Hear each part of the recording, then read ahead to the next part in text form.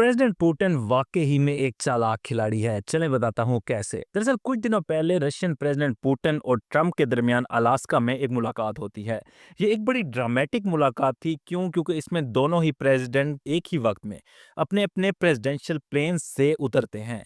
इसके बाद Russian president Putin को फिफ्थ जनरेशन फाइटर जेट्स की लाइंस में से गुजार कर ले जाया जाता है। इसी दौरान ईरानियन न्यूक्लियर प्रोग्राम को डिस्ट्रॉय करने वाले B-2 बॉम्बर्स का फ्लाई पास्ट होता है।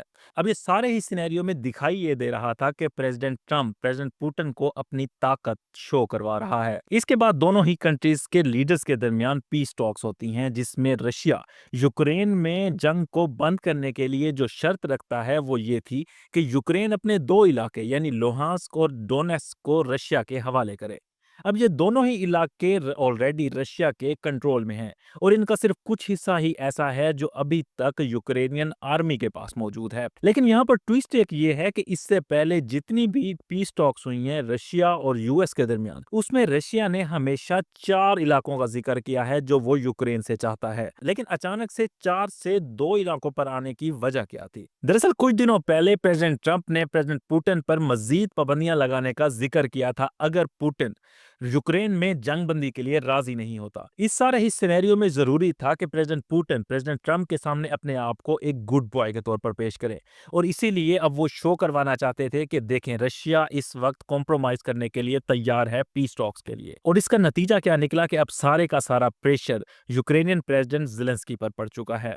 क्योंकि अगर यूक्रेनियन प्रेसिडेंट ज़ेलेंस्की इस डील को कबूल नहीं करता तो ट्रंप ये समझेगा कि सबसे बड़ी रुकावट इस पीस टॉक्स में यूक्रेनियन प्रेसिडेंट ज़ेलेंस्की ही है और ये भी हो सकता है कि वो उसे अपने वेपन्स की सप्लाई को भी बंद कर दे। जबकि दूसरी तरफ अगर यूक्रेनियन प्रेसिडेंट इस डील को कबूल कर लेता है तो ना सिर्फ ये पॉलिटिकली बल्कि स्ट्रेटेजिकली भी बहुत बड़ा सेटबैक होगा यूक्रेन के लिए। पॉलिटिकली इस लिहाज से कि यूक्रेन का कॉन्स्टिट्यूशन ये कहता है कि अगर उसका कोई भी इलाका किसी दूसरी कंट्री को देना है तो उसके लोगों से पहले पूछा जाए। और पिछले कुछ दिनों में होने वाले रेफरेंडम में 78% यूक्रेनियन इस चीज के खिलाफ थे कि उनका कोई भी इलाका रशिया को दिया जाए। स्ट्रेटेजिकली भी देखा जाए तो इन दोनों ही इलाकों के वो हिस्से जो अभी यूक्रेनियन आर्मी के पास मौजूद हैं वो उनके स्ट्रॉन्ग होल्ड समझे जाते हैं।